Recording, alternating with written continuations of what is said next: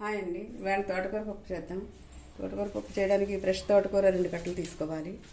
ఈ గ్లాస్ కందిపప్పు, పోపు వేయించడానికి 1 స్పూన్ మినపప్పు, 1 స్పూన్ జీలకర్ర, 1 ఎండుమిరపకాయ, చిన్న ఇంగువ ముక్క, కొద్దిగా పసుపు, తగినంత ఉప్పు, పోపు వేయించడానికి కావాల్సిన ఆయిల్.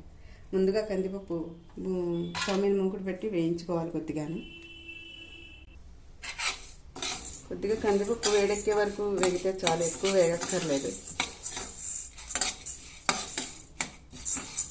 కందిపప్పు ఇలా వేగితే సరిపోతుంది. వేడెక్కింది.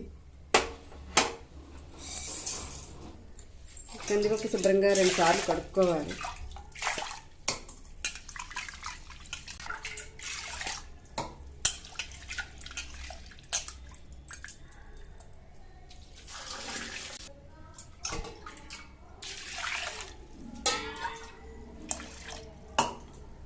స్టవ్ మీద పెట్టి ఉడకబెట్టుకోవాలి. 3 వంతులు ఉడికిన తర్వాత తోటకూర వేయాలి. పప్పు తొందరగా ఉడకాలంటే కొద్దిగా 1 స్పూన్ నెయ్యి వేయాలి. నెయ్యి 1 స్పూన్ పసుపు వేయాలి.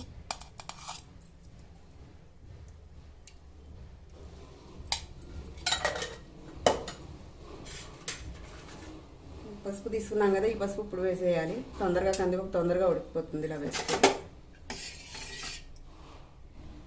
ఈ లోపల తోటకూర ఆకులు కోసుకుని శుభ్రంగా కడుక్కుని కట్ చేసుకోవాలి. పప్పు ఉడికే లోపల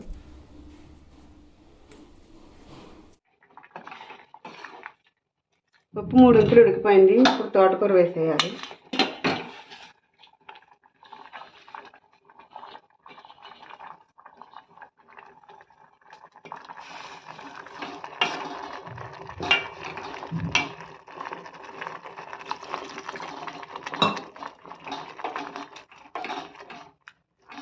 రెండు కలిపి మెత్తగా ఉడకాలి. ఉడికిన తర్వాత పోపు పెట్టేసుకోండి. పప్పు ఉడికిపోయిందేమో చూద్దాం. ఉడికిపోయింది, ఇంక పోపు పెట్టేయచ్చు.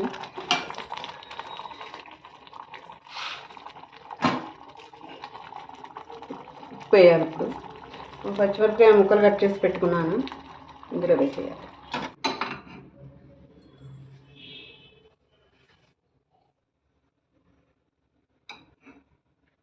ఇంకుడు వేడెక్కిపోయింది. సిమ్లో పెట్టుకుని 2 స్పూన్ల ఆయిల్ వేయాలి. స్పూన్ మినపప్పు, స్పూన్ జీలకర్ర,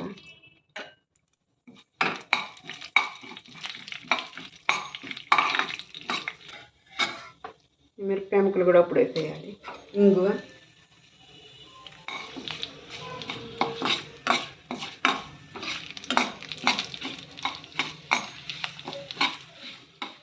పోపు వేగిపోయింది. ఇప్పుడు తోటకూర పప్పు ఇందులో వేసేయాలి.